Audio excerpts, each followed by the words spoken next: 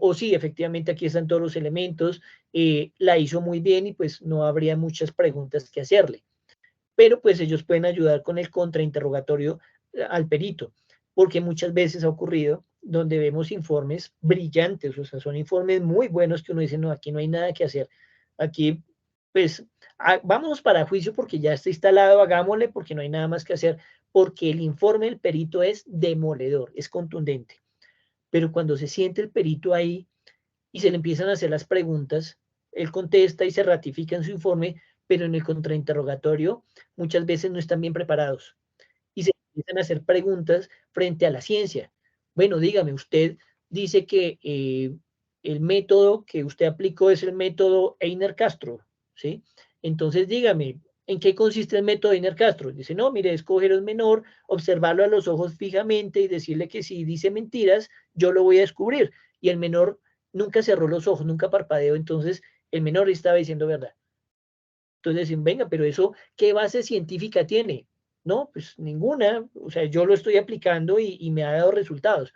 Entonces, frente a la comunidad científica, decimos que no tiene respaldo, no hay nada que lo soporte. Entonces, pudo haber sido un informe muy bonito, muy bien presentado, pero no tiene base de opinión pericial, ¿sí? No tiene un fundamento científico, no tiene una metodología, o digamos que aplicó un método conocido, pero este perito es la primera vez que lo aplica, ¿sí? No tiene un conocimiento amplio y suficiente del método que está aplicando, ¿sí? Porque a veces que aplican métodos, dicen, bueno, explíqueme esta parte del método, usted cómo salvó este inconveniente, y a veces no saben explicarlo, a veces citan una bibliografía y no saben ni lo que están diciendo. Por ejemplo, eh, eh, dice que la posibilidad de que el menor esté diciendo la verdad es del 94%. Perfecto, ¿cómo estableció ese índice? ¿Cuál es ese 6% del índice de fallo? ¿Cómo lo estableció en ese caso en particular? ¿Sí? ¿Cómo lo establece? No, es que yo tomé esta entrevista y apliqué estos métodos y le di un puntaje a cada uno. ¿Cómo se saca el puntaje? ¿Cuál es el criterio de aplicación de puntajes? ¿Por qué a uno le da más y a otro le da menos? ¿Cometió usted una falla en la suma aritmética para la aplicación? ¿Sí? El índice de incertidumbre, ¿cómo lo aplica? Es decir, el margen de error.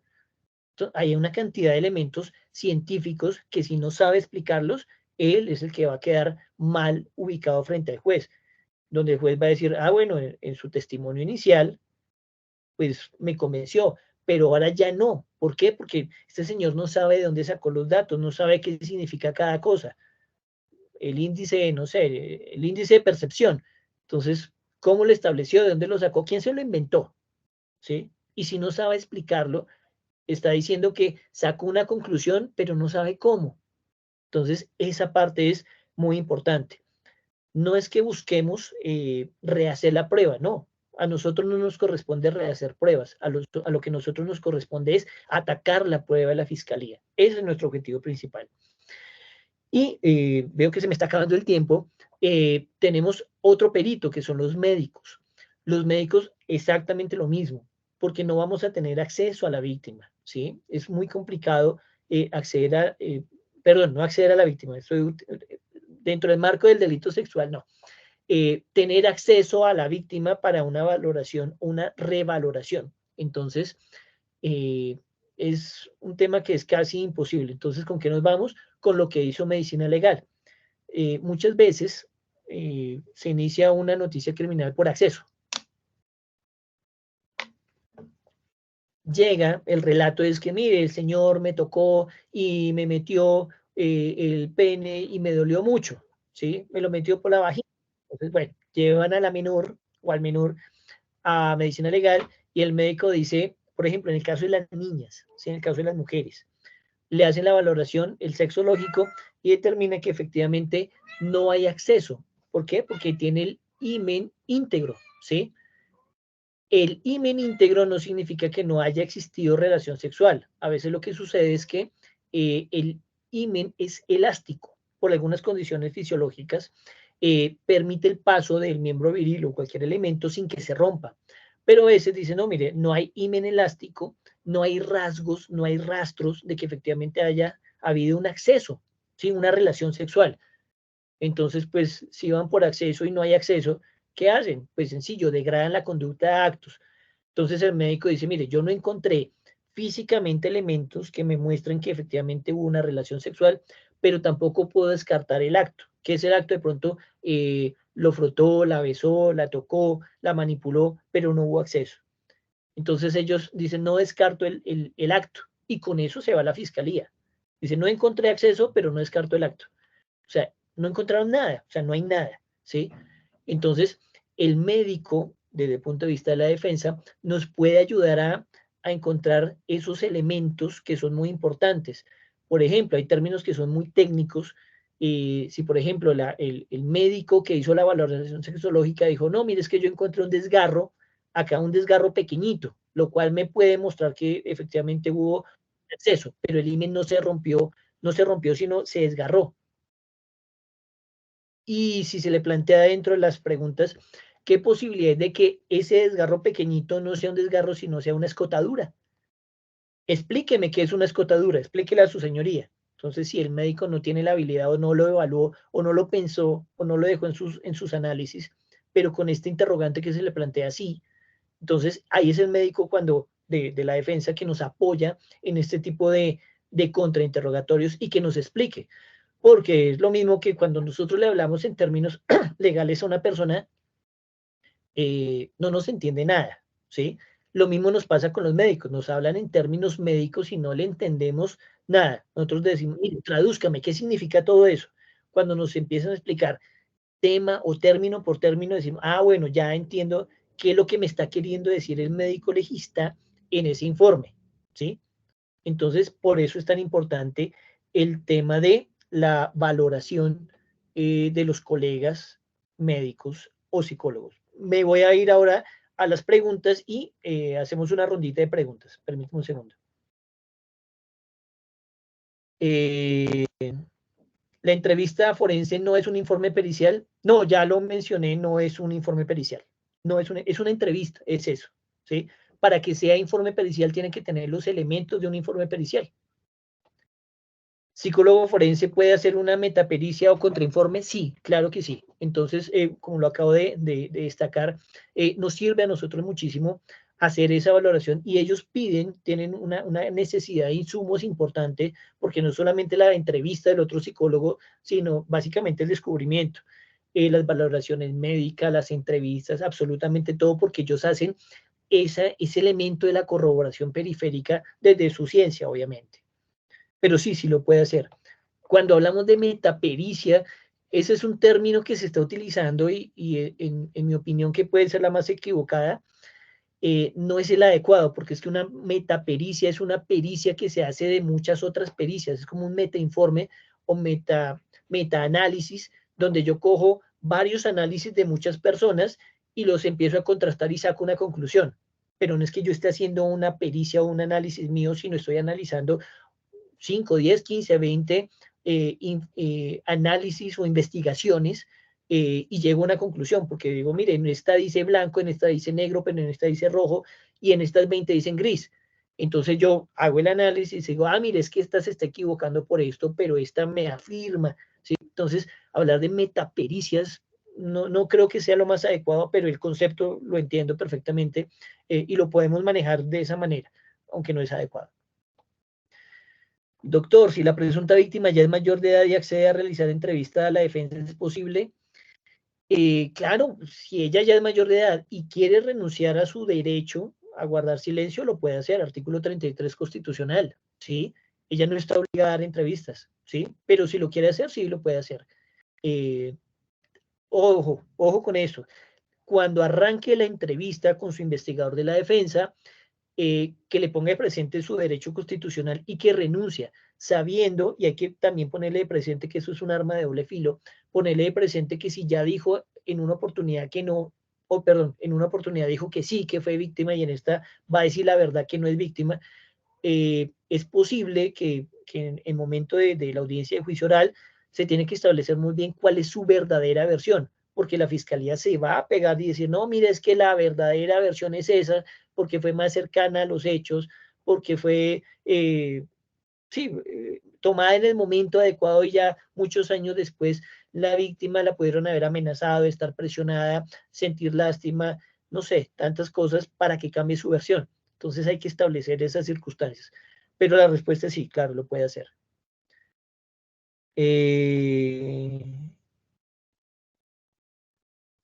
El testimonio adjunto solamente se incorpora si el testimonio de la presunta víctima se retracta. Ah, ok, el tema del testimonio adjunto es, en este momento la Corte le ha dado un vuelco que para la defensa es complejo, para, el, para la dinámica de la acusación y llevar a las personas ante la justicia es útil, porque es cuando el testigo no está disponible, cuando la persona dice, no, yo ya no quiero hablar, pero ya dio un testimonio, eh, y pues ahí hay una regla de incorporación. Lo que pasa es que en los delitos sexuales aplican casi que de manera inmediata. ¿Por qué? Porque la persona dice, yo hace mucho tiempo dije que había sido víctima, pero fue mi mamá la que me dijo que dijera. Pero en ese momento yo ya soy consciente, yo ya sé lo que es una relación sexual y mi papá nunca cometió eso conmigo, ¿sí? La fiscalía dice, no, mire, entonces vamos a traerle otro testimonio porque efectivamente, o la persona dice, mire, yo no quiero ir porque es mi papá el que están acusando o es mi familiar o lo que sea, yo ya no quiero ir y si no voy, pues no hay testimonio. Entonces la fiscalía se trae ese testimonio que se rindió antes para que hable por ella, ¿sí? Que vendría a ser algunas, como las herramientas que se da para el testigo de referencia, ¿sí? Claro que el testigo de referencia tiene unas reglas muy especiales, el testimonio adjunto las equipara y las lleva para que ese testimonio inicial sea el válido y no la negativa de la persona que en ese momento no es su deseo declarar.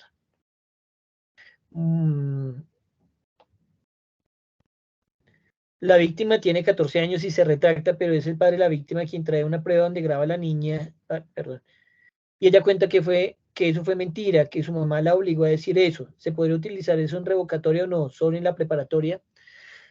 Bueno, cuando nosotros vamos a revocatoria, recuerden que estamos haciendo un descubrimiento probatorio y eso no puede ser utilizado solamente para la revocatoria, sino tendrá que ser utilizado para la audiencia de juicio. Es decir, tenemos que llevarla a la preparatoria. Con el inconveniente de que ya le estamos mostrando de antemano a la fiscalía lo que tenemos. Entonces le estamos diciendo, mire, aquí hay un testimonio de la niña donde dice todo es mentira y la fiscalía va a tener tiempo para prepararse. ¿Sí? Donde dice, mire, háganme otro reanálisis, vuelvan a hacer absolutamente todo porque la menor se va a retractar y no va a dejar que se le caiga el caso. Eh, y si sirve o no sirve, pues quien determina eso es el juez, ¿sí? Desafortunadamente no hay unos parámetros establecidos que digan, mire, esto se tiene que valorar así, de esta manera. Bueno, afortunadamente, digo, porque no tenemos tarifa legal. La única tarifa que hay en Colombia es la tarifa legal negativa, que consiste en que nadie puede ser condenado con testigo de referencia o testigo de oídas únicamente, ¿sí? Que aquí es donde empezamos a decir, bueno, si eso está prohibido y la menor, digamos, en este caso, la menor no va, que la víctima es la que puede decir, eh, quien va es un médico que simplemente escuchó un relato, va a ir un psicólogo que valoró a la víctima, ¿sí? Es decir, la víctima de viva voz no va a decir qué fue lo que ocurrió. Todos los demás son testigos que les consta algo, pero no el hecho. Les consta que la menor fue y relató. La menor, a ese médico le consta que la menor fue a su valoración y la examinó y encontró unos hallazgos y tomó unas muestras, si encontró algo. Pero ellos no son testigos de los hechos. Es decir, todos ellos vendrán a ser testigos de referencia. Lo que pasa es que convencer a un juez de estos elementos es muy difícil porque pues la presión social también es difícil. Decir como así que si los testigos no van o la víctima se retracta o no va, ¿sí? Entonces ya no hay condena, porque eso también desencadena en otros temas sociales difíciles de que los testigos no lleguen, ¿sí? Es difícil. Quien valora eso es el juez. Pero ojo, si ustedes van, si quien me escribió, permítame, qué pena, doctor Germán, si me dice que va a hacer ese descubrimiento para la revocatoria, cuidado porque pues ya le está anunciando de antemano a la fiscalía qué es lo que usted va a hacer. Aclaren, la pregunta del padre biológico no es el victimario, él solo lleva la prueba de que la hija le cuenta. Ah, ok, pero no, igual, o sea, va a hacer el descubrimiento de antemano, ¿sí? Eh, Sería eso. el juez es el que tiene que determinar si efectivamente, porque o sea, para pedir la revocatoria tiene que establecer que las circunstancias por las cuales se dio la revocatoria han desaparecido, ¿sí? Y eso es esencialmente el objetivo de esa audiencia. No es más, eso es muy sencillo. El problema es el cómo. Si la fiscalía dice, mire, es un peligro para la víctima, pero aquí demostramos que la víctima no está corriendo ningún peligro y que ella está afirmando que efectivamente no fue víctima, le queda después la pregunta, ¿será que presionaron a la menor para que diga ahora esto? ¿Sí? Entonces, son cosas que juegan muy en contra, desafortunadamente, para la defensa. Permítanme un segundito. Bueno, si alguien tiene alguna pregunta, alguna inquietud, puede levantar la mano y estaré atento a responderla.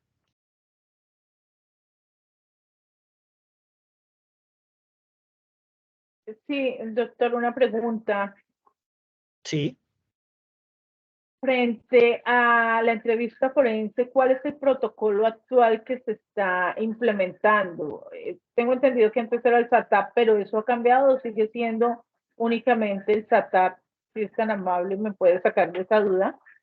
No, la ley dice que entrevista forense, no dice cuál, ¿sí? Antes están aplicando el SATAC, lo que pasa es que ha sido tan atacado y se ha demostrado que efectivamente no cumple con todos los requisitos que tendría que tenerse, porque aquí lo asumimos como una prueba pericial y pues obviamente no cumple los requisitos. Entonces simplemente se están tomando entrevistas, ¿sí? Entonces lo que tiene que tener es una metodología de cómo tomar la entrevista, pero puede ser una entrevista desestructurada, semiestructurada o estructurada, ¿sí? Pero no, en este momento no es que tenga que ser una metodología o una entrevista en particular, no, ya no está establecido y nunca lo ha estado. Lo que pasa es que cuando empezaron a capacitar a las personas fue un complique porque sale la ley y dice, mire, solamente personal del CTI, pero no dice qué personal. Entonces cogían un investigador, un auxiliar, un asistente, venga para acá, siéntese acá que lo vamos a capacitar por 50 horas, o sea, una semana, recibían capacitación de SATAC y ya salían expertos.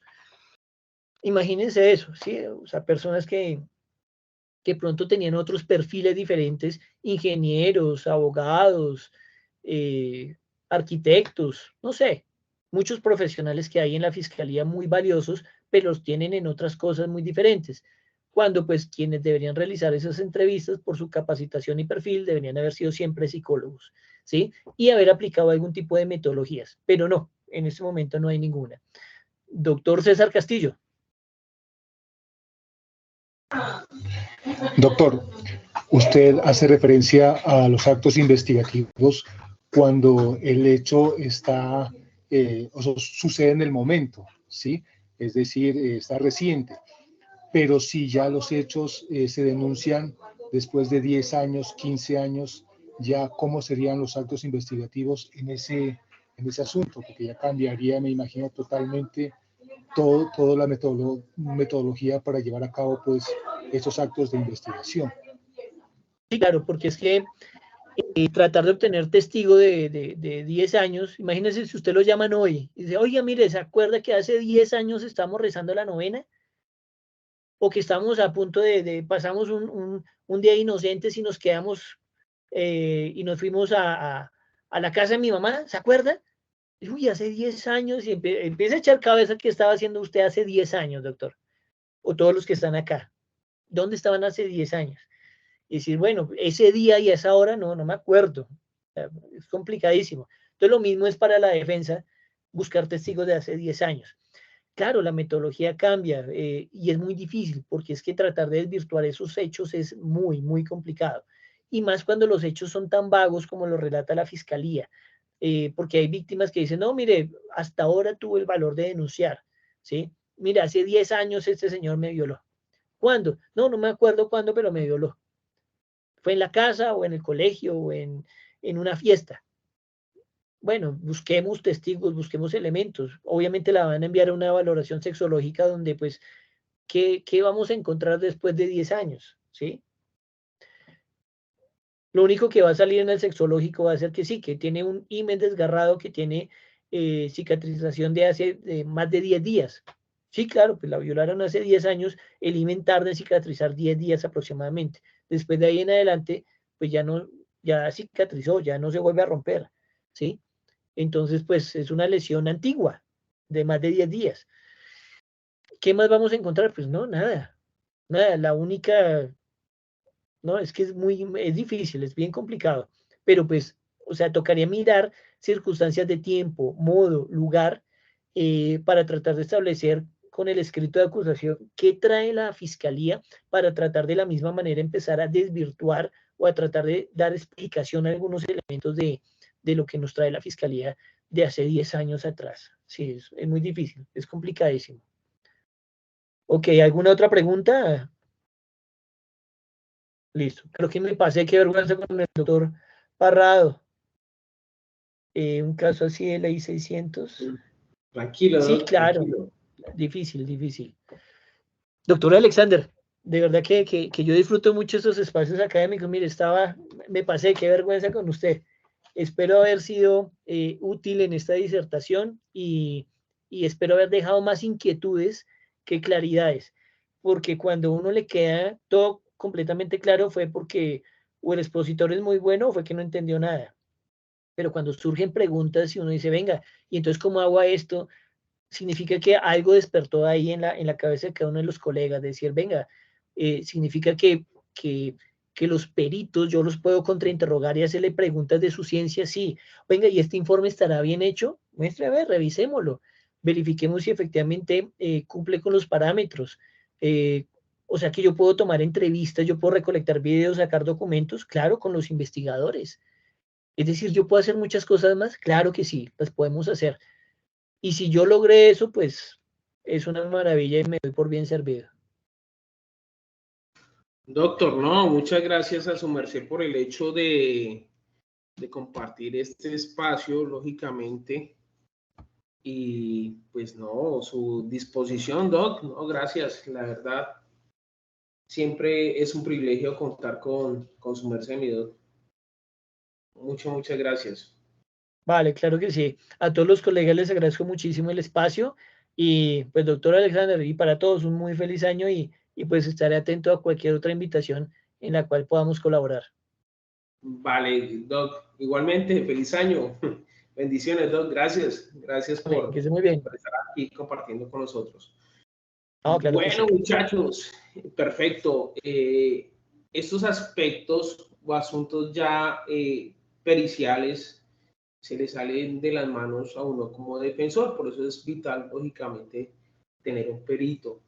De antemano agradecido por el doctor Einer el hecho de compartir nuestro conocimiento. Sé que quedan muchas preguntas y dudas, pero pues poco a poco las vamos despejando, muchachos. Bueno, vamos a retomar y mira que me quedó sonando y la verdad como el hecho de los delitos en contra de menores son imprescriptibles, pues imagínese lo que ahorita estábamos comentando en el aspecto de que un momento a otro la persona se le dio por denunciar después de 10, 20 años, o sea, bárbaro, pero pues de todas maneras es válido. Bueno, muchachos, voy a ahorita compartir pantalla. Como le digo, miren, en este momento son las 8:27. Ahorita, si quiere, coordinamos qué espacio podemos tener con el fin de seguir, porque aquí lo que queda es temario. Es que los delitos sexuales es bárbaro, o sea, es un tema muy amplio.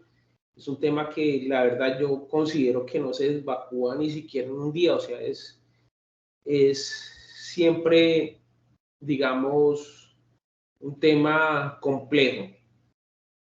Pero bueno, muchachos, después de lo que dijo el doctor Einer, vámonos y después de lo que yo había comentado desde el comienzo, vámonos en el hecho de que los menores de edad también cometen delitos sexuales y para mí es fundamental traerlo a colación, ¿sí? Porque siempre hablamos de delitos sexuales. Va en la mente uno lo que les informaba a ustedes, se cometió en contra de un menor y el victimario es un mayor de edad.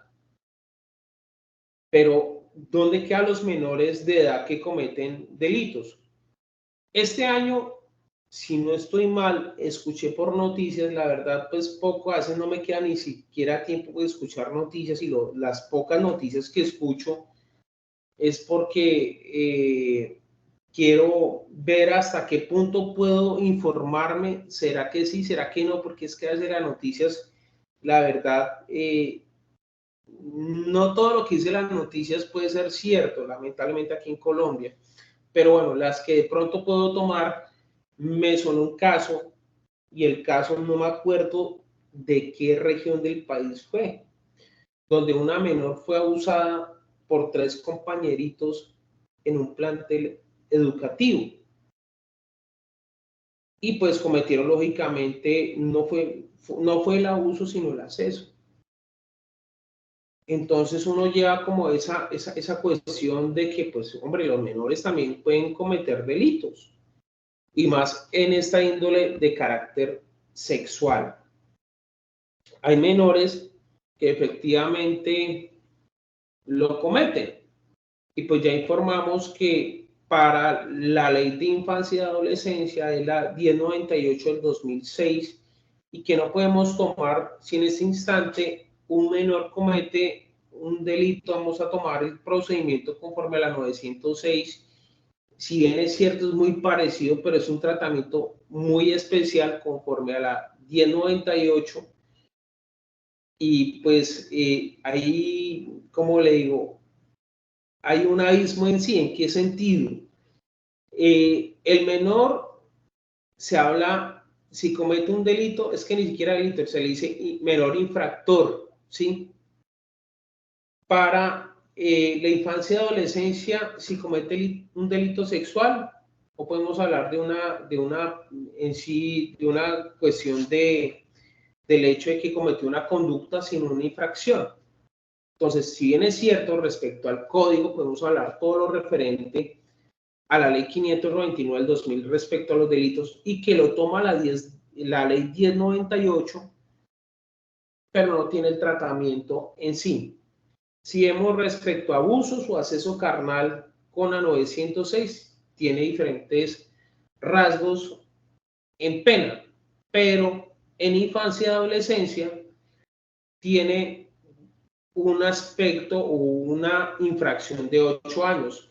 En el código, pues me habla de precisamente de unas penas de las cuales pueden ser agravadas si los cometo en contra de menores de edad. En cambio, en infancia y adolescencia me informa que la infracción puede ser en sí, llega a un tope de 8 años, y por lo tanto uno dice, ups, mira, 8, y en la justicia en sí ordinaria me habla de 60.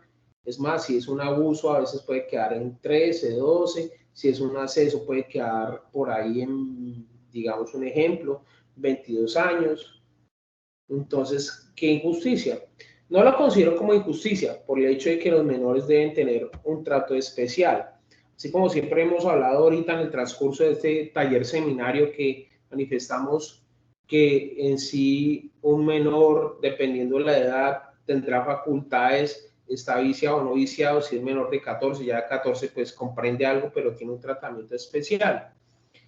Entonces, la ley 1098 del año 2006, lógicamente, y es indispensable verlo, ¿sí? Si bien es cierto, no está en el cronograma de delitos sexuales que les informó a ustedes el doctor Andrés mediante la firma Legal Academy, es fundamental tratarlo, porque como les dije lo del caso que pasó, no me acuerdo en qué región del país, pero bueno. Entonces, ¿qué pasa con estos menores que lógicamente hacen actos sexuales abusivos con menor de 14 o acceso carnal abusivo con menor de 14? Esta ley, pues de por sí, sea para menores de 14 hasta antes de los 18 años. Pero, ¿qué pasa con aquellos menores que de por sí, digamos, tiene 13 años y comete la conducta de abuso sexual o acceso carnal, digámoslo así? ¿Qué pasa con esos menores que por sí cometen esta conducta o infracción ¿Qué pasa con esos menores que no los acobija la ley de la infancia y adolescencia? En este aspecto, pues el ICF hace un restablecimiento de derechos, y al hacer un restablecimiento de derechos, pues habla ya con el papá, la mamá, comienza a dar un acompañamiento psicológico, aparte pues busca en sí verificar que no se cometa la conducta, porque pues si bien es cierto, no lo acobija la ley 1098 por el hecho de ser menor de 14 años, no lo acobija. Entonces se busca ese restablecimiento. ¿Qué pasa si de pronto los padres no van a la citación de parte del ICF y el menor pues de todas maneras tiene el trato psicológico respecto a la conducta que cometió? Pues se hace el llamado, y yo desde cuando era pequeño, yo decía que aparecía esa propaganda de bienestar, y decía, ¿será que esos menores, en mi época cuando era menor de edad, decía, esos menores eran de adopción? No, simplemente cuando dicen bienestar y comienza la foto de la persona, es con el fin, o la foto del menor, a veces aparece menores de 12, o sea, menores de 14 años, que de pronto hayan cometido delitos, que uno ve un menor de 13, 12, que aparece cada vez en bienestar, es por el hecho de que se busca un restablecimiento de derechos y que no acudió como tal el padre y la madre, pues se busca por ese intermedio que acuda en sí un familiar. Si el familiar no acude, y aquí es donde ustedes me van a decir, hombre, ¿cómo es posible que aquí Alexander no tenga de presente este aspecto de términos? Ahí puedo decir que puede sonar como muy jocoso, pero me corché en sí. No me acuerdo cuál es el término que debe tener ese menor para el restablecimiento de derechos, que si no viene como tal un familiar para ese restablecimiento, se da en sí el aspecto de la adopción.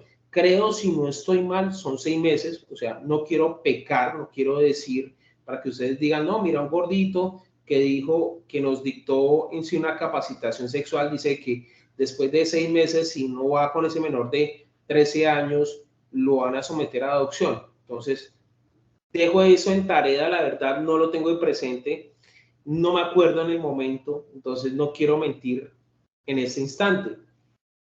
Pero sí es objeto después de adopción, ya que no se presenta ninguno para el restablecimiento de derechos.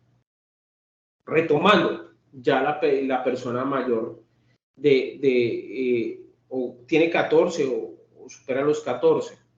Este sí, efectivamente lo acoge a la ley 1098 del 2006 y pues tiene que someterse a la justicia de infancia y adolescencia, ¿sí? Digamos, estos menores respecto a este caso, en ese plantel que efectivamente se dio, cómo tenía que afrontar y cómo es la víctima. La víctima pues tiene los mismos aspectos respecto a una víctima en justicia ordinaria, la 906, y podría decir que también el victimario, pero no puedo decir de victimario, sino menor infractor, de igual manera, o sea, no es tanto la diferencia. Lo único, la diferencia es respecto al hecho de la pena y algún tratamiento en sí. Es por eso que podemos decir, antes de ingresar a hablar del temario, tenemos que tener en cuenta que la ley 1098 del 2006, quienes en sí hacen parte de ese sistema de infancia y adolescencia. Me dice, pues, en primera parte, pues, que hace en sí presencia del Consejo Superior de la Judicatura con su sala administrativa, están los jueces penales de adolescentes, está la Fiscalía General de la Nación, está la Procuraduría General de la Nación, está la Policía de Infancia y Adolescencia, está también el Instituto Colombiano de Bienestar Familiar y está la Defensoría del Pueblo, casi medio similar respecto a la justicia ordinaria. Entonces, ¿quiénes pueden intervenir? Ustedes dirán, oiga, pero pues eso ya medio lo sabemos, o de pronto no lo sabemos, pero ¿por qué nos habla de esta manera si no nos habla de delitos sexuales? Tengo que ver la estructura, quiénes intervienen para en sí tomar la cuestión de lo que nos compete sobre los delitos sexuales. ¿Quiénes son las personas que intervienen en el proceso ya respecto a infancia y adolescencia. Pues está la fiscalía, pues sabemos que es el que investiga el caso, es el que hace la intervención, o sea, la persecución de la acción penal o de la infracción, porque no podemos hablar de persecución penal o un delito en sí, por solamente la infracción. Está el defensor, si no existe el defensor, también puede haber el defensor defensor de la Defensoría del Pueblo. Está el defensor de familia que garantiza que los derechos respecto al menor no se vulneren, y también tiene como ese acompañamiento o ese, puedo decir, esa cuestión de colaboradores, podríamos decir. Sé que no es la palabra adecuada, pero se me ocurre en el momento. Tiene un psicólogo y un trabajador social aparte. Y pues también existen dos jueces, igual que la ordinaria, juez de control de garantías, que verifica lógicamente que no se vulneren los derechos de los menores. Y está el de conocimiento, ¿sí?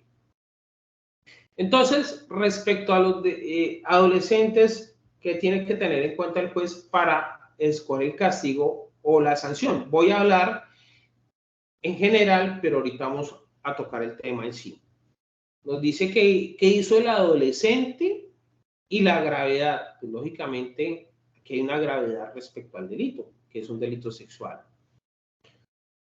Circunstancias en sí del adolescente, su familia y las necesidades de la sociedad en sí, o sea, en el ámbito de él.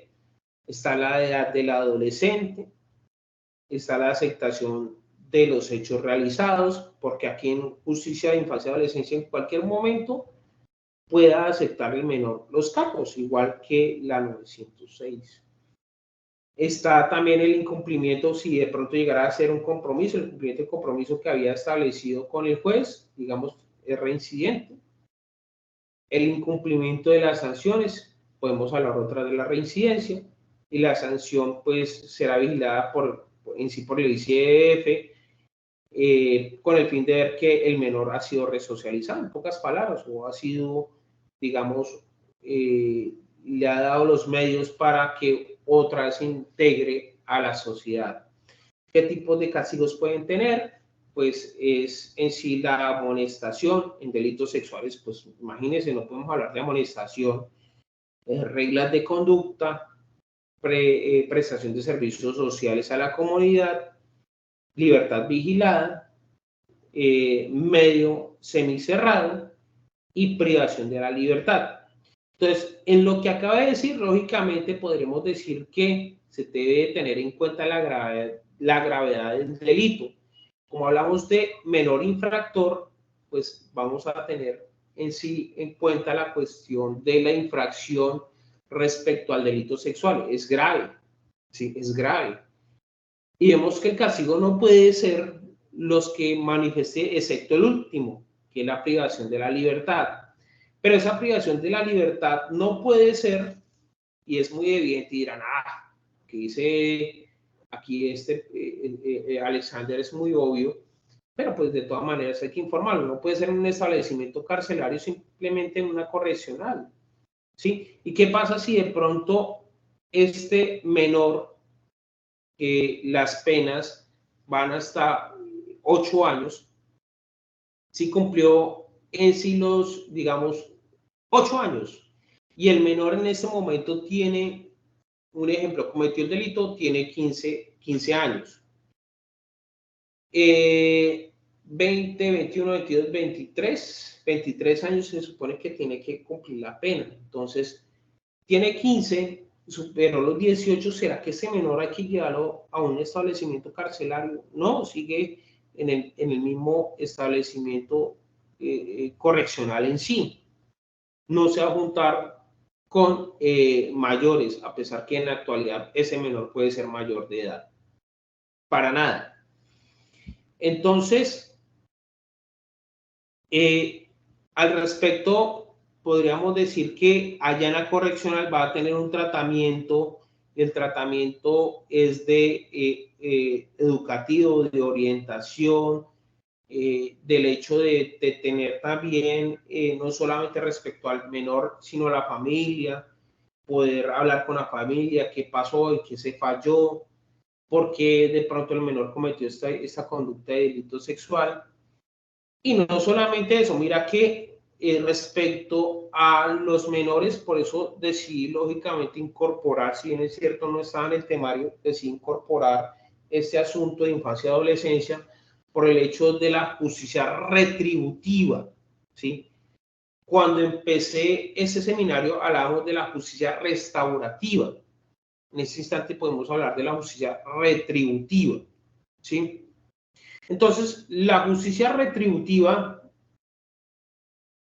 es la que había hablado de que diente por diente, ojo por ojo.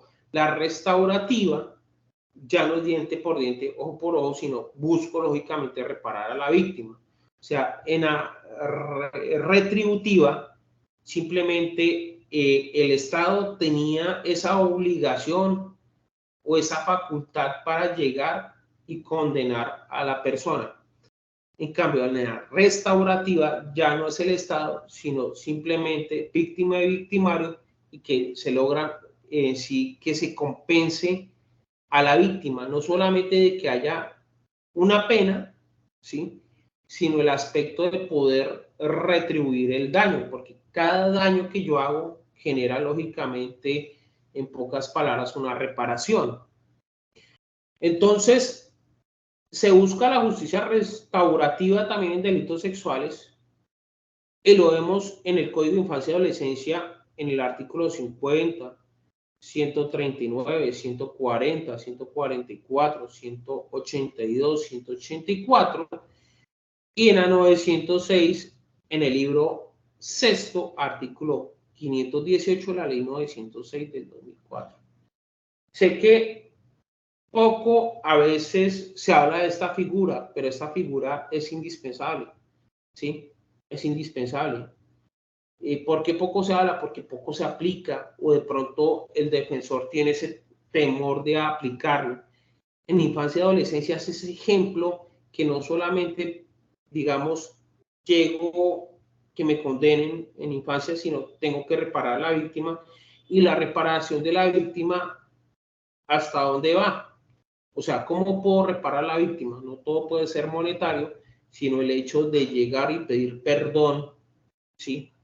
A veces puede la persona sentirse satisfecha. ¿Y pues, qué puede sentirse satisfecho de pronto un menor, una familia, un menor en el aspecto de pedir perdón? Pues, soy menor de edad y no sé, de pronto, o sea, la sociedad me corrompe y no sé si de pronto en ese instante estuvo bien hecho. Entonces, fui ilustrado, pedí perdón, digamos, la víctima me lo aceptó, pero no va a quedar ahí solo la víctima. El Instituto Colombiano de Bienestar Familiar, y bajo lógicamente todo lo referente a infancia y adolescencia y la justicia de menores, va a tener un amparo a la víctima, o sea, le va a hacer un tratamiento psicológico. El victimario, o en este caso el menor infractor, lógicamente va a tener sus tratamientos.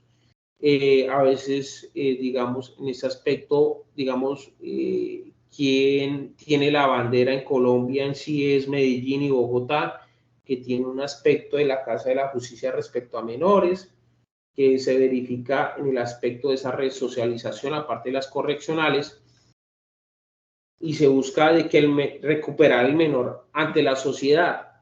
El menor comete lógicamente también estos delitos, el menor puede reparar por intermedio, si es monetario, por intermedio de los padres, si es un perdón en sí, o poder reparar de otra manera, se podría dar. Es un ejemplo a seguir, Colombia es un ejemplo a seguir en ese aspecto respecto a menores, y que se busca más adelante, les informo de una vez, que no sea una justicia retributiva, sino una justicia restaurativa en sí. Todavía nos queda mucho camino por recorrer al respecto. Pero eso es en sí respecto a menores. No sé, porque voy a pasar así por encima de menores, porque voy con un temario, que sé que en este temario me toca decirles que vamos hasta aquí, regresamos para tal día y ahorita lo debatimos porque quedó mucho temario, muchachos. Es que el tema de delitos sexuales es muy amplio, es re amplio. Eso no es de que yo voy a decir que es un delito sexual, acceso carnal es esto, abusivo es esto, y hasta aquí llegué. No, es un tema muy amplio. Entonces, no sé quiénes tienen preguntas en este instante respecto a menores. Como le digo, es un paso por encima porque pues no es el tema que nos compete, pero de todas maneras los menores cometen en sí delitos. En ese momento somos 9, éramos 14. Yo creo que alcanzo a ver algo de vencimiento de términos y nos vamos y regresamos otro día. Me comprometo aquí y no sé si Andrés está con nosotros. No sé si tengan preguntas, muchachos, o me voy con el otro tema. ¿Tienen preguntas?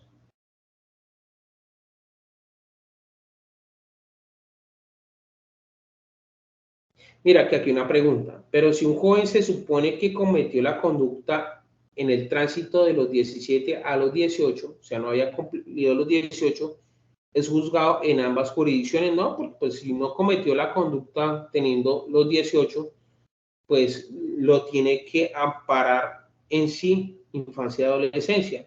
Es por ello que a veces de pronto toman a menores para cometer delitos, porque pues en sí, digamos, la infracción es menor, no puedo hablar de penas. Doctora Arlene.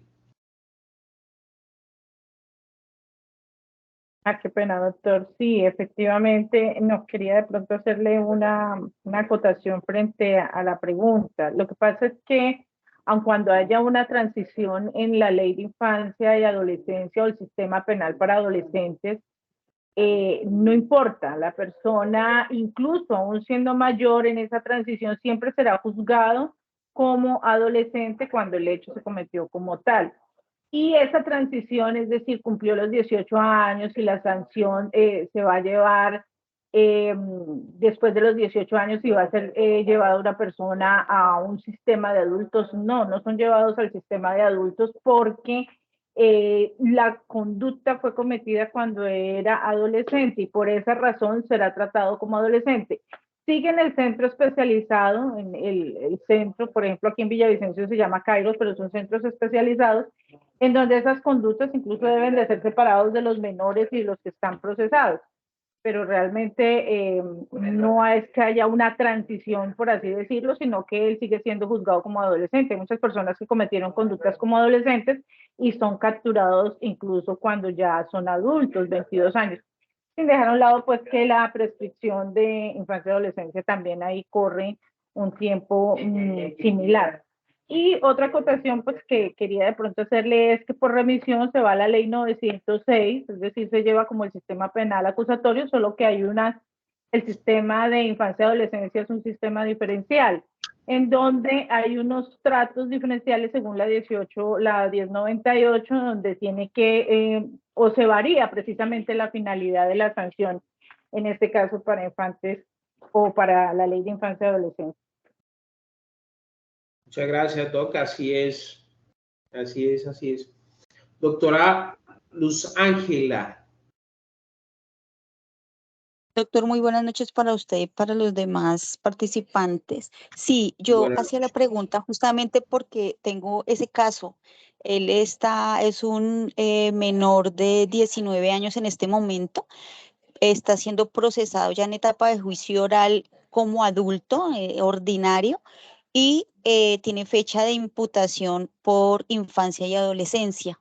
Por es que se supone que los presuntos hechos los cometió a los 17 y 18 años.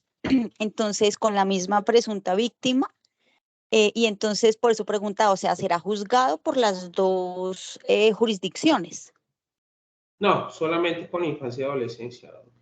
Igualmente lo que dijo la doctora Arlene, así, y lo que manifieste así cumple en sí la mayoría de edad. ¿Será que si si ese menor fue condenado, no condenado, sino le dieron una infracción, una amonestación, en sí le dieron ese hecho digamos, de privación de la libertad, ¿será que lo vamos a poner ya no en una correccional o un centro especializado ya para el tratamiento, sino ya en un establecimiento carcelario para mayores no se podría dar. Doctor Arlene, los micrófonos, sé que le estoy diciendo bien, es Arlene, ¿cierto? Sí, señor, es Arlene. Doctor, lo que pasa es que cuando le entiendo yo a la doctora que lo que ocurrió es que el joven cometió unos hechos de carácter sucesivo, tal vez, o no sé, unos cuando era menor de edad y otros cuando contaba con los 18 años de edad. Creo que es así. Las conductas que son cometidas en la edad de los 18 en adelante se juzga como adultos, y las que fueron cometidas a los 17 años o 18 años menos un día, 17 y algo más, pertenecen a la ley de infancia y adolescencia. Pero si se está llevando, es decir, si es con la misma víctima, si se están hablando esos procesos, pues muy seguramente la ley 906 o la ordinaria no podrá llevar los actos que fueron cometidos cuando este infractor era menor. Ya la ley de infancia y adolescencia entra a mirar, y podría casi jurar que en ese evento la ley de infancia y adolescencia se hace a un lado, porque ya entran a juzgar los hechos que hubiesen ocurrido a partir de los 18 años, y ya esa finalidad específica que es pedagógica, restaurativa, educativa, entre otras, pues ya no tendría sentido, porque esta persona ya va a pagar como una persona adulta, que es lo que en síntesis pretende la ley de infancia y adolescencia evitar. En ese sentido, pues no tendría razón de ser de que vuelva a infancia y adolescencia y paga, pero bueno, eso sí es muy relativo, pero lo más seguro es que infancia y adolescencia lo juzgará y lo dejará ahí, porque ya él va a venir a responder como adulto ante la justicia ordinaria. Esa es pues mi observación, como agregarle a las argumentaciones del doctor. Muy buenas, por cierto, muchas gracias. Así es, Doc, muchas gracias. Entonces, lógicamente tenemos que informar que los menores en sí cometen estas infracciones. No podemos hablar, cometen delitos. O sea, si voy con infancia y adolescencia, no puedo informar, es que mi cliente cometió tal delito o en su defecto. No, infracción. De igual manera, yo siempre salgo a reducir mi parada. No me gusta, la verdad, a mí no me gusta litigar respecto a infancia y adolescencia. Poco. Y he dictado como tal conferencias nacionales e internacionales de infancia y adolescencia, pero no me gusta, la verdad, el hecho de litigar. Primero que todo, porque el expediente no le van a dejar sacar copias. O sea, digo, antes de la pandemia. Porque me pasó, ¿qué le digo yo? Es que yo ya soy, como le digo, soy modelo 84, mire, ya tengo canas en la barba. En Zipaquirá fui con esa cuestión de sacando pecho cuando era más joven, tenía más pelo, digámoslo así, en el aspecto de mi cabeza, y sacaba pecho y decía, por favor, deme copias del expediente, infancia y adolescencia, no vamos a cometer ese error. No puedo decir ahorita con la virtualidad, por favor, denme el drive del proceso, porque pues existe reserva respecto a menores, ¿sí? Pero ¿cómo puedo de pronto llegar y estudiarlo? En mi época, yo por eso no me gustó infancia y adolescencia. No me dejaban sacar copias del expediente, me tocaba para tal diligencia en ese momento llegar y estudiar a última hora el expediente, porque me lo dan ya porque iba para diligencia en un instante. No me gustó litigar, y la verdad, mal haría de decir yo que soy especialista en infancia y adolescencia cuando no es mi fuerte, la verdad, pero sí he dado conferencias al respecto. Bueno, volvemos a mayores, y si bien es cierto, existe, yo creo que ese es el último temario y nos hace falta temario. En ese momento van a ser las 9, somos 9 participantes, me excluyo yo, somos en este instante 8. Ahí miramos a ver cómo coordinamos en sí. Entonces vamos a hablar respecto al vencimiento de términos. Sabemos que los delitos conforme a la ley 2081 del 2021, los delitos sexuales son imprescriptibles. Les había informado a ustedes, y no podemos hablar de prescripción, ¿sí? Y al no hablar de la prescripción, pues, ¿qué pasa? Pues podemos hablar de vencimiento de términos.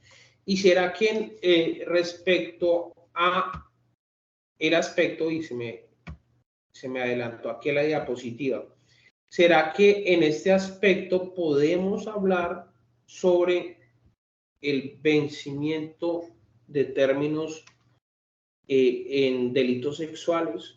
¿Sí podemos hablar de vencimiento de términos? Claro que sí, ¿sí? Lo que no podemos hablar es respecto a la prescripción, pero el vencimiento de términos sí se dará, ¿sí? Aquí es más práctico, aquí ya vamos, como dice el cuento, a la práctica. Vamos aquí a litigar si yo tomo un caso y hay un vencimiento de términos.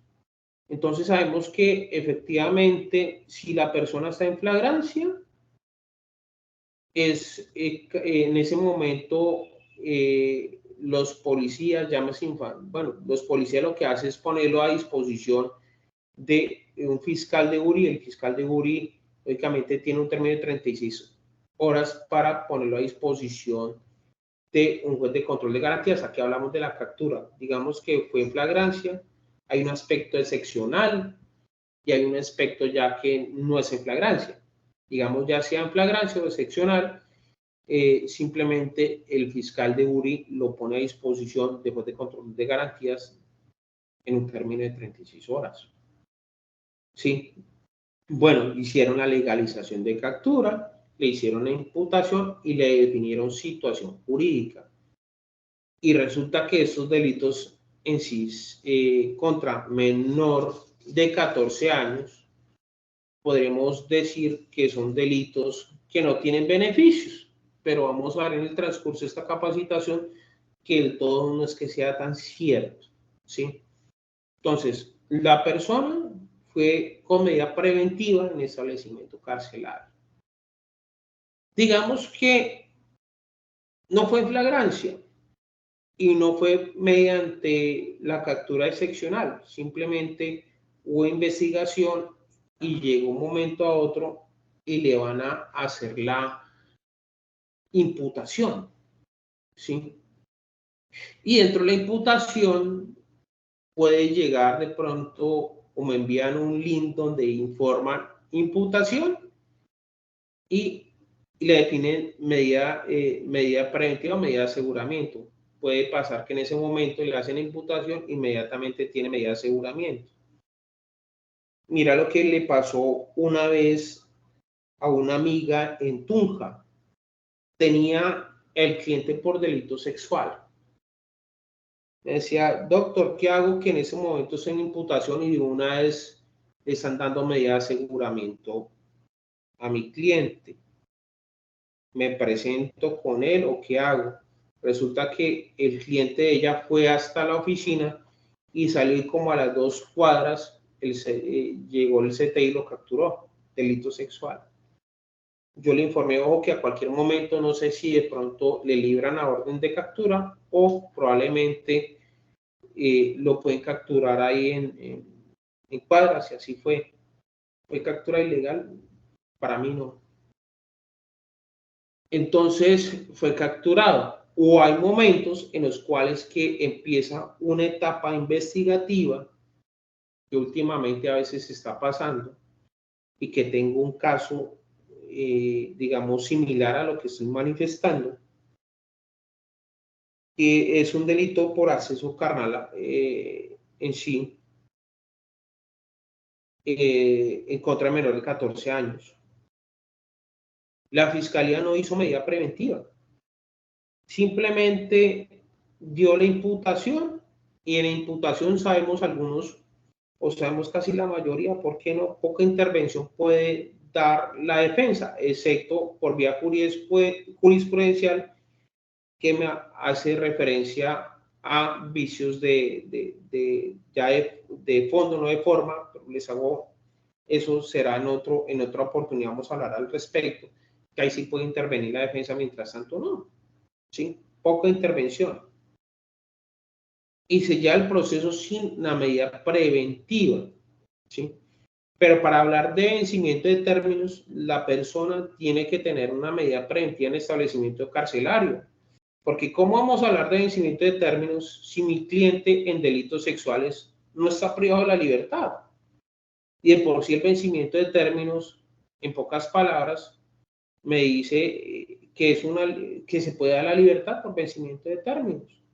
Y si la persona no es privada de la libertad, ¿cómo voy a hablar, o con medida preventiva, voy a hablar de vencimiento de términos? Tiene que estar privada de la libertad.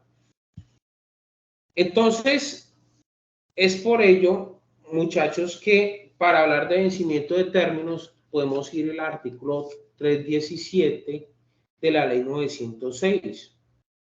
Pero ojo, el artículo 317 de por sí me habla al respecto de unos términos y comienza con unos términos de 60, de 120, pero esos términos son respecto a delitos ordinarios, no podemos confundir en sí.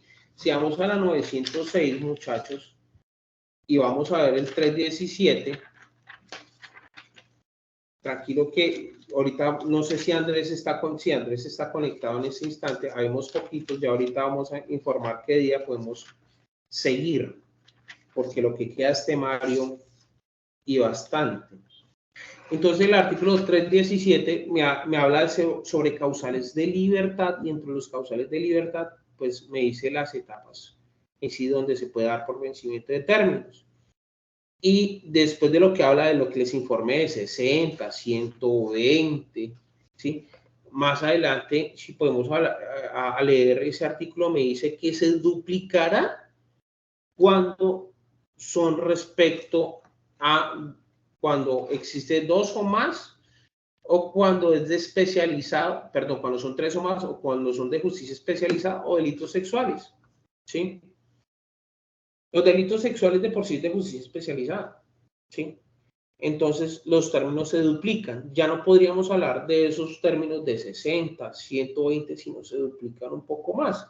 Y para entender un poco, porque pues informo, no sé si estoy con estudiantes, estoy de pronto con abogados que de pronto no son penalistas, que de pronto optaron aquí en ese momento estar con nosotros para lógicamente ser ilustrados, pues podemos decir que tenemos que tener en cuenta que en la 906, para antes del vencimiento de términos, existe lógicamente unas audiencias, y la primera, la imputación, pues primero, dependiendo de lo que les dije a ustedes, lo de la legalización de captura y todo lo demás, digamos, simplemente le hicieron la imputación a la persona, después viene el aspecto de la acusación o la audiencia de acusación, después viene la preparatoria, juicio oral, audiencia de fallo, 477, y audiencia de lectura de fallo, ¿sí? Entonces, esas son las etapas de la 906.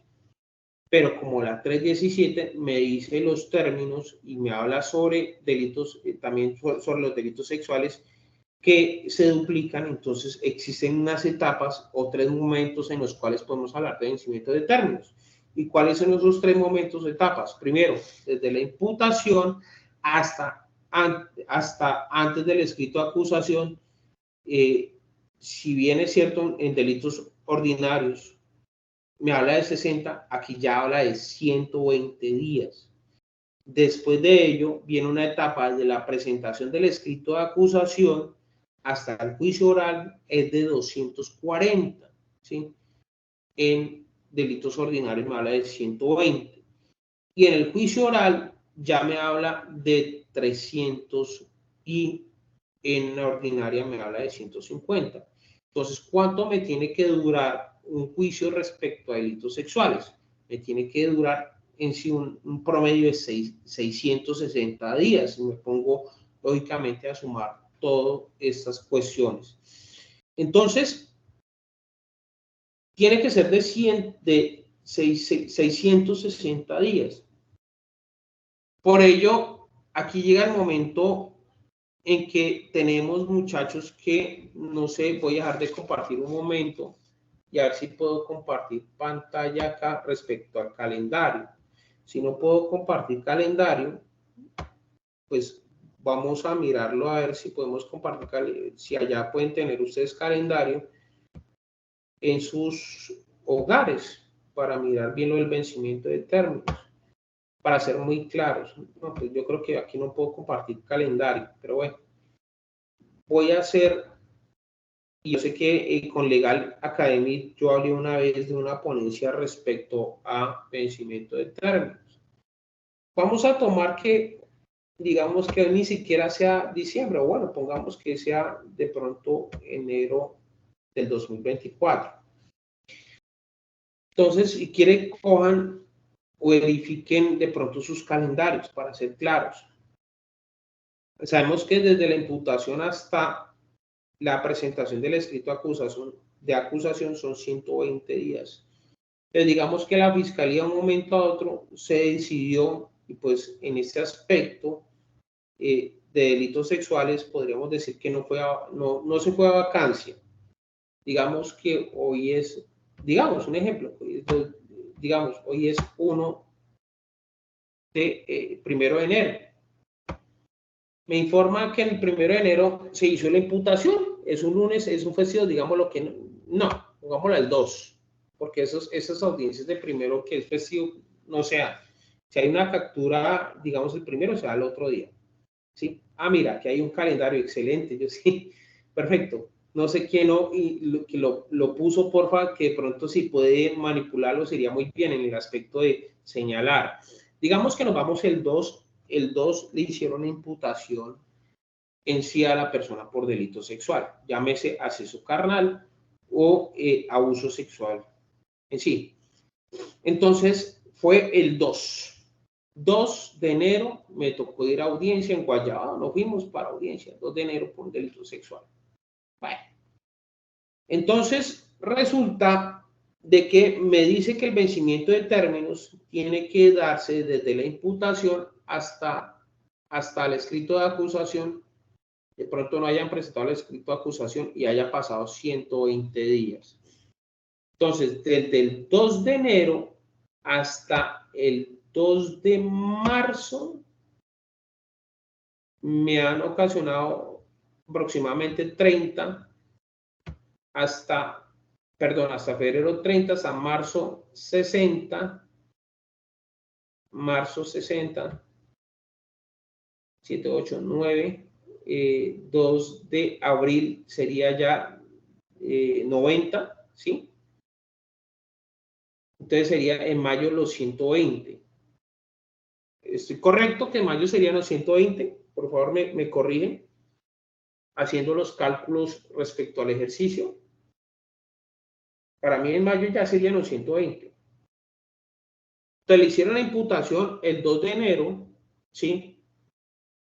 Y resulta que llegó el día 2 de mayo y la Fiscalía no ha presentado el escrito de acusación respecto al delito sexual. ¿Sí? No lo presentó. Y al no presentarlo, resulta que el defensor verificó y dejó pasar el 2. Dejó pasar el 2 porque me dice que tiene que pasar 120 días. O sea, no puedo llegar y alegar vencimiento de términos el 2. Tengo que alegarlo el 3. Tengo que dejar que pase ese 2. Lo voy a alegar el 3. La Fiscalía pasó el 2, no lo presentó. Entonces yo soy muy juicioso y el 3 solicito una audiencia preliminar por vencimiento de términos. Yo no podría un momento a otro realizar habeas corpus por vencimiento de términos, porque ese no es como tal el fin, no se podría dar. Yo no puedo llegar y hacer una tutela por vencimiento de términos, así incorpore la Convención Americana de Derechos Humanos, que por sí se me pasó y en ese momento no hablé de la Convención Americana de Derechos Humanos, pero ahorita lo hablamos, ¿sí? Entonces, la Fiscalía pasó el 2, no presentó, y yo fui muy juicioso y presenté audiencia preliminar por vencimiento inmediata, no programada, por vencimiento de términos. O de pronto me dice el centro de servicio, no, tiene que hablar con la Fiscalía. Bueno, pongámosla programada por vencimiento de términos. Podría darse, pero para mí tendría que ser inmediata, pero a veces el centro de servicios dice, no, tiene que ponerse en contacto con la Fiscalía para que sea inmediata. Listo, me pusieron muchos peros, pero el 3 presenté audiencia preliminar por vencimiento de términos, sea programada o sea inmediata. Digamos que fue programada, pero lo presenté. ¿Sí?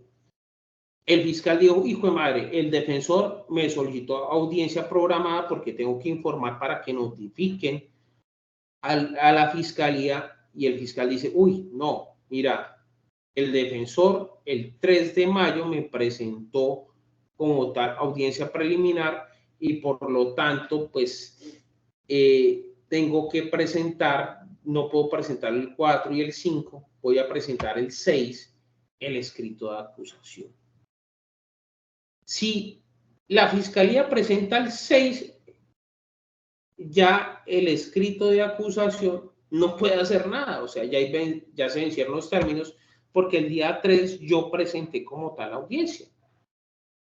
Caso contrario, que yo como defensor dejé pasar los 120 días, el día viernes dije, no, qué pereza, dejémoslo, el fiscal se durmió y el día 6 voy a presentar la audiencia preliminar. Me desprendí del caso, pero resulta que el fiscal me presenta el escrito de acusación el 3, pero yo solicité la audiencia el 6. Por lo tanto, los términos en materia penal son perentorios. Y si yo presenté el 6 y la fiscalía presentó el 3, nada que hacer. Perdí por dormir, ¿sí? En pocas palabras, hice una mala defensa. La fiscalía, como tal, se me adelantó y no pudo hacerlo. Pues en su defecto, la fiscalía presenta el 6 y yo presento el 7, nada que hacer, ¿sí? O en su defecto, si la fiscalía de pronto llegó y presentó, digamos, el 3, y yo lo presento después, digamos que es pasable en ese aspecto de que la fiscalía lo dejó pasar ese día y lo presentó muy AM. O sea, digamos, en ese aspecto no hay problema respecto a la defensa. Pero si lo presentó muy AM y la fiscal fue omisa, pues ahí podríamos decir que, digamos, que le gané, le metí el gol a la fiscalía, pero si dejé pasar y la fiscalía dejó pasar y la fiscalía presenta el 6 y yo presento el 7, nada que hacer. Prevalece lógicamente lo de la fiscalía. Se vencieron los términos, pero no actué a tiempo. Y así sucesivamente, ¿sí? Porque aquí hablamos respecto ya a los 120. Y así podemos hablar de los 240 y 300. ¿Para qué me voy a poner ahorita a coger el calendario y verificar los 240? En ese momento estamos sobre los 120, ¿sí? En sí. Entonces, respecto al vencimiento de términos, muchachos, no lo puedo, y sigo resaltando, porque ese es el error que muchas personas cometen. No lo puedo llegar, habeas corpus, detención ilegal, no es la herramienta, ¿sí? No es la herramienta en sí. Presenté tutela, no es la herramienta, es juez de control de garantías. El formato, si de pronto algunos no lo conocen, yo lo pasé al doctor Andrés para que se los pasara a ustedes. Si algo le digo a Andrés que me haga, no sé si ustedes tienen grupo, que me haga parte del grupo. Entonces, repito, porque ahorita aquí me lo informaron aquí en el chat. Los momentos del vencimiento de términos, desde la imputación hasta antes del escrito de acusación, son 120 días, desde el escrito de acusación hasta el juicio, 240, y del juicio hasta la lectura de fallo, o en su defecto en sí, pues sí, lectura de fallo, son 660. Entonces, no sé si fui claro al respecto, espero haber sido claro, y pues vamos a hablar en sí de que el vencimiento de términos, pues tenemos que estar amparados en la Convención Americana de Derechos Humanos, y en la Convención Americana de Derechos Humanos, Pacto de San José y todo lo demás, podríamos decir que está en el artículo 7º, numeral 5º, ¿sí? Que me habla sobre que toda persona retenida debe ser llevada sin demora ante el juez y tendrá derecho a ser juzgada durante un plazo razonable. plazo razonable, cuando hablamos de plazo razonable, lógicamente tiene que respetarse los términos que ahorita manifesté, ¿sí? Si hay un respeto sobre esos términos, pues ya podríamos hablar de vencimiento de términos. Mira que aquí alguien me está compartiendo algo sobre el vencimiento de términos, pues a grosso modo sobre en sí delitos sexuales se duplica y es el término que manifesté.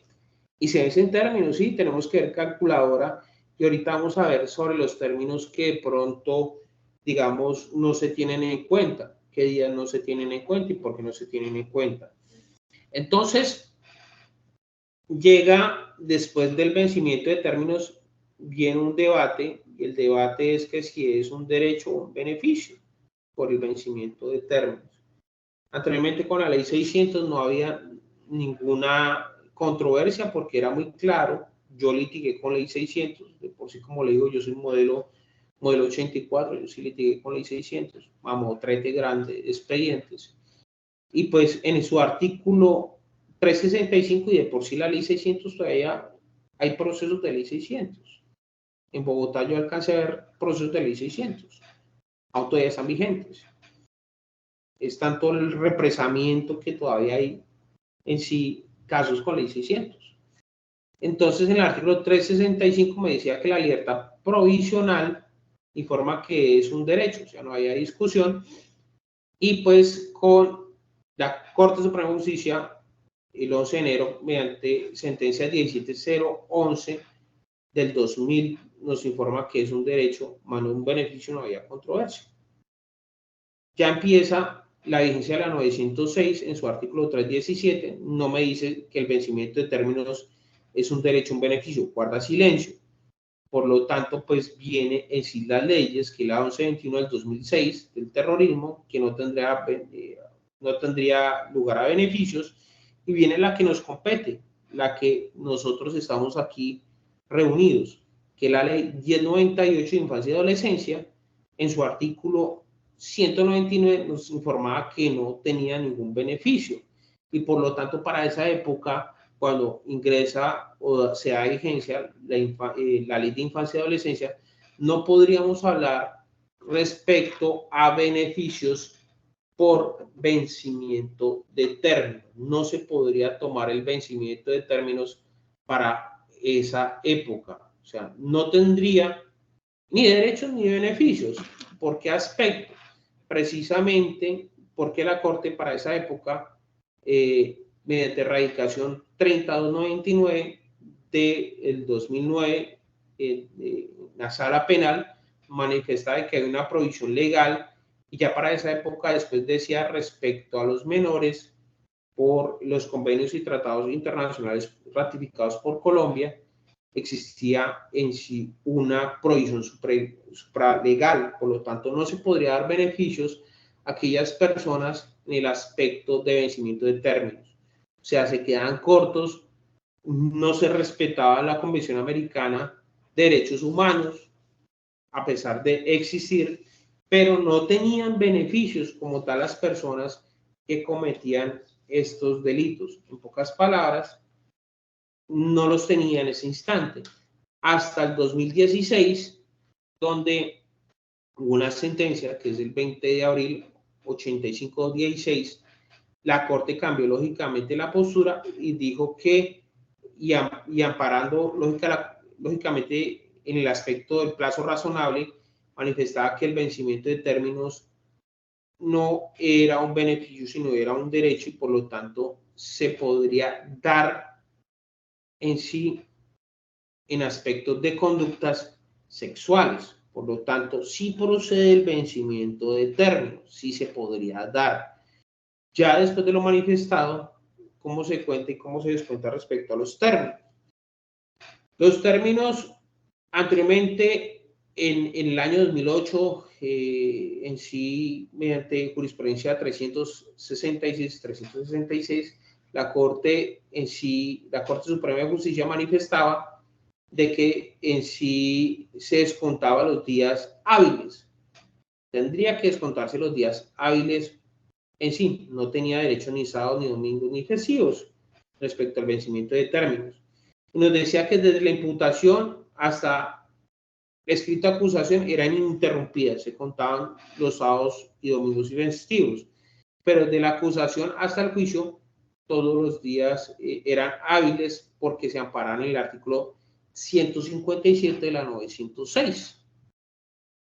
No fue hasta hoy en día, mediante la jurisprudencia, eso hay que apuntarlo porque hoy en día nuestros jueces cometen errores y siguen informando, aún así, de que el vencimiento de términos lo niegan porque se consideran días hábiles conforme al artículo 157. Hoy en día se da, siendo hoy 2023, todavía se da aspectos de que los jueces lo niegan y por lo tanto hay un retroceso, pero por eso hay que tener en cuenta esos pronunciamientos de la Corte, que es en el año 2009, radicado 363 de la Corte, en cual informa que los términos tienen que ser ininterrumpidos, y la Corte ya en el 2013, mediante sentencias 652, 256, también habla de que los términos son ininterrumpidos, y también hay jurisprudencias actuales de los cuales nos manifiestan que los términos tienen que ser ininterrumpidos, o sea, tienen que, lógicamente, seguirse.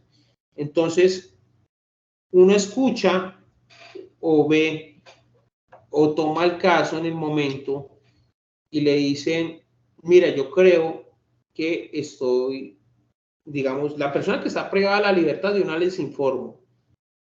Los privados de la libertad, con todo el respeto, sin, lógicamente, hablar mal de ellos, porque pues son los que en este instante me dan de comer y todo lo demás, pero una persona privada en un establecimiento carcelario se deja hablar del uno, del otro, del otro, del otro, y creen saber a veces o hacen una cuestión. Yo les digo, hombre, allá hay jueces, allá hay abogados, allá hay magistrados, porque sacan, digamos, jurisprudencia o creen que es como ellos dicen y así no es, ¿sí? Comienzan a veces a decirles unas barbaridades a uno y le dicen, no, yo sí tengo vencidos los términos, pero se pone uno a ver y no tiene vencidos los términos. No, pero es que Tanito me dijo, ¿sí? Error. Entonces, vamos al hecho de que se descuenta respecto al vencimiento de términos. Dice que en sí, respecto a maniobras dilatorias por parte en sí del acusado procesado y su defensa, digamos, el procesado no quiso salir a audiencia, no lo obligan, pero pues no quiso ir, pero en el momento por no asistir, no la llevan, pero hoy en día pues no es obligatorio de que la persona asista. Si de pronto no quiso asistir, se puede llevar con su defensor cuando se ha privado la libertad, o en su defecto el defensor aplace y aplace sin una justificación. Entonces, eso es una maniobra dilatoria cuando de pronto no justifica. Y pues también nos habla sobre que no se pudo realizar la audiencia o que tuvo que suspenderse por hechos ajenos al juzgado. Pero aquí, y viene la pregunta respecto a ustedes, ¿será que en el momento de que el abogado pide un aplazamiento por una cuestión de una calamidad doméstica, podría ser una maniobra dilatoria o no?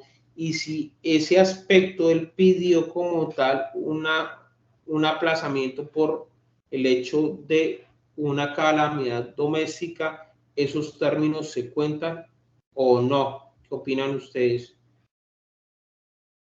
Yo sé que están cansados, pero ya nos vamos. ¿Alguien opina? ¿Ninguno? Bueno, ahí podríamos hablar de que en sí ese aspecto no podríamos hablar de maniobras dilatorias. De igual forma, de pronto si yo sustento como defensor que estuve enfermo, no es una maniobra dilatoria, se cuenta esos días.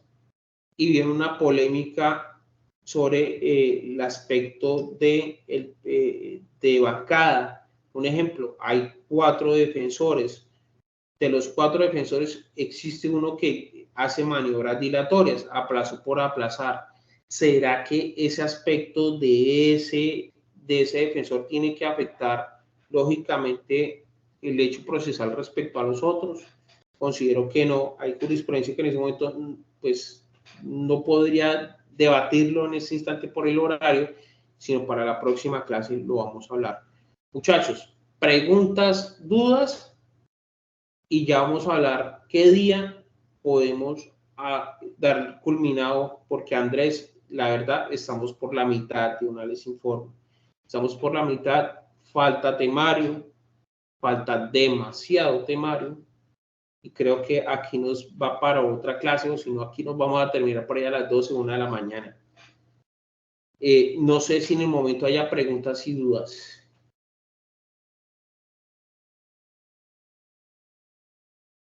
¿Hay alguna pregunta? Sí, no. En el instante. Es que no hay manos levantadas. ¿Me escuchan? ¿Me escuchan todos?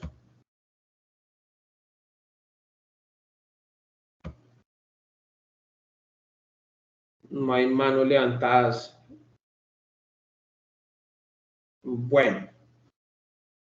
Andrés, ¿me escuchan en este instante? Sí, doctora, lo escucho.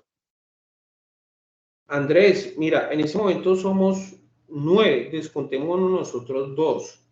Estamos 7, ¿sí?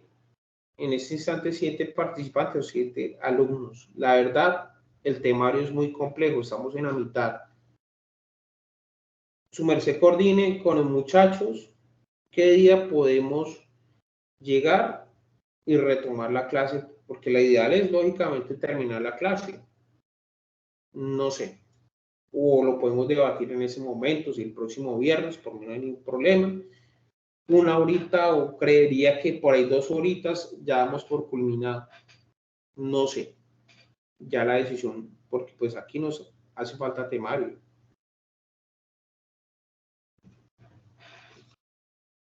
Muchachos, opinen, voy a mirar el chat.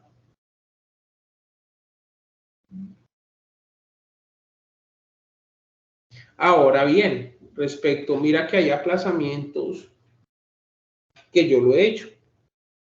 A última hora llegan y me contratan y no conozco el caso. De pronto lo tenía otro defensor, pero el defensor no quiso como tal entregar copias del expediente, despidió el paz y salvo y todo lo demás. Última hora tomo el proceso, tengo audiencia, digamos, en ese instante. Ejemplo, estamos por la mañana, son las 9:31 y tengo audiencia a las 11. Yo puedo en ese instante solicitar el aplazamiento. ¿Sí? ¿Y por qué yo puedo solicitar el aplazamiento? Por, lógicamente, garantizar el debido proceso, que es de orden constitucional, y yo le he manifestado, lógicamente, a los jueces, con el fin de que no se vulnere, lógicamente, el hecho del debido proceso, solicito el aplazamiento y me lo dan. Ese término también cuenta, no puede darse que sea una maniobra dilatoria. Dice, un aplazamiento para ejercer actos de investigación por parte de la defensa se cuenta en contra, me imagino, de que si es maniobra dilatoria, para nada. Digamos, yo solicité un acto de investigación, un ejemplo, búsqueda selectiva de base de datos.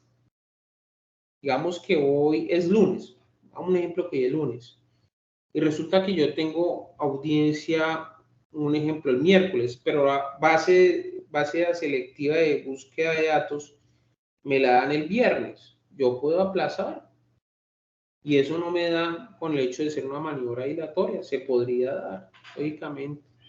Para mí no es en contra, tendría que fundamentar, y esos términos se cuentan ya que no es una maniobra dilatoria. Ahí tendría que, lógicamente, sacar a relucir un principio que se viola mucho en el derecho penal. ¿Y cuál es el principio? La igualdad de armas. Muchachos, preguntas, dudas, de una vez si quiere, informemos qué día podemos realizar, culminar, porque la verdad, si vamos de largo, aquí voy a terminar por ahí tipo 12, 1 de la mañana. Ustedes me dirán. Doctor, qué pena. Sandra Castaño le habla. Doctora, ¿cómo me le va? Muy bien, doctor, gracias. Doctor, yo había hecho una pregunta en el chat. Desde el anuncio del sentido del fallo a la lectura de la sentencia, ¿existe término? No. O ya ese término de los 150 días se interrumpe con el anuncio del fallo, o con la sentencia, No. o su equivalente que se Tiene que toma ser, como... no, Doc, tiene que ser desde el juicio hasta lectura de fallo. ¿Sí? Hasta lectura. Hasta lectura. O sea, en pocas palabras que llegó el juicio y nada que se dio la lectura, entonces Pero, es en ese... pero el anuncio del fallo, por decir algo, se O termina algo el juicio. similar. Sí, Es, o anuncio de fallo. Pasó todo ese término. es. Exacto, pasó todo ese término, digámoslo así. No sé yo, entonces ahí sí podría ser, pero desde el juicio hasta, digamos, hasta sentido de fallo, lectura de fallo. Sí, sí. Pero entonces, doctor, si se anuncia el fallo condenatorio, queda la persona obviamente pues privada de la libertad, y la lectura del fallo, no, pues pasaron 2 años y nada, a esta persona se le están vulnerando los derechos porque entonces no empieza a redimir porque no está condenado. Claro, hay vencimiento de términos, ¿no? Claro que sí. ¿Y qué vencimiento sería ahí? Ya sería conforme a la, ya serían 310, 300, ¿no? ¿Sí? Serían los 300, ¿sí? Entonces acuérdese que se duplica como tal los términos, serían los 300, ¿sí? Es por ello, pero sí podríamos estar hablando de un vencimiento en sí. Sí, se daría. Casos se ven. Aquí pues resulta de que no podemos hablar de una prescripción de la acción penal porque la prescripción de la acción penal ya es otra cuestión, pero acuérdese que respecto a la prescripción de la acción pues ya es otra cuestión que a veces confunde con la cuestión del vencimiento de términos. Ya es otra cuestión muy diferente. Bueno, no sé si haya otra pregunta, muchachos. Y lo otro sería, lógicamente, dejar hasta acá y buscar otro día. Pero ya me queda, digamos, casi la mitad, no sé. Ustedes me dirán, muchachos. Porque aquí queda, lógicamente, lo de las pruebas. Queda ya al respecto la teoría del caso. Queda cómo puedo estructurar la teoría del caso. Ya, pues, incorporar, lógicamente, digamos, una especie como de traer digamos, un caso, plantearle una teoría del caso, hacer interrogatorios, contrainterrogatorios, las pruebas en sí, y me queda dosificación punitiva. No sé, ustedes dirán. Muchachos, los escucho, están callados. Yo sé que en ese momento ya es un poco como que, uy, estoy cansado. Por mí no hay ningún problema. Yo me puedo durar hasta aquí, hasta las 12. Por mí no hay ningún problema. ¿Me escuchan? ¿Me escuchan? Sí, doctor, ahí lo escuchamos. Pues digamos ahí ya por el grupo envié una encuesta para 2 días, digamos para que escogieran cualquiera de 2 días. Sería el viernes 12 de enero o el 19 de enero. Serían cualquiera de esos 2 viernes, porque pues digamos nosotros por parte de lo que es la compañía o la junta directiva, pues se toma la determinación de que se van a cesar actividades más o menos hasta el 11 de enero para poder tener un receso, pues digamos, de la compañía. Entonces, en el momento sí sería esos, a partir de esos 2 viernes. Listo. Ya que a disposición de ustedes, no sé, ustedes me dirán. Sí, igual pues digamos ahí. Me Ya corrijo, entonces, ahorita precisamente que me dieron en cuenta efectivamente los delitos sexuales, no puedo hablar de justicia especializada, pero pues en sí, lógicamente se duplican los términos respecto a delitos sexuales, es por ello. Me corrijo respecto a esa pifia, digámoslo así, tú en el momento. Doctor, pues no sé, ustedes dirán, yo quedo a disposición de ustedes, Igualmente nos hace falta mitad de temario, es muy complejo. Como ven, por ejemplo, se ha tomado posiciones muy buenas. Espero que hasta el momento en sí haya sido muy claro. Igualmente el doctor Einer. Y pues quedo a la disposición de ustedes. No es más. Ustedes me dirán. En ese momento somos 7, me descontamos, somos 5 en este instante.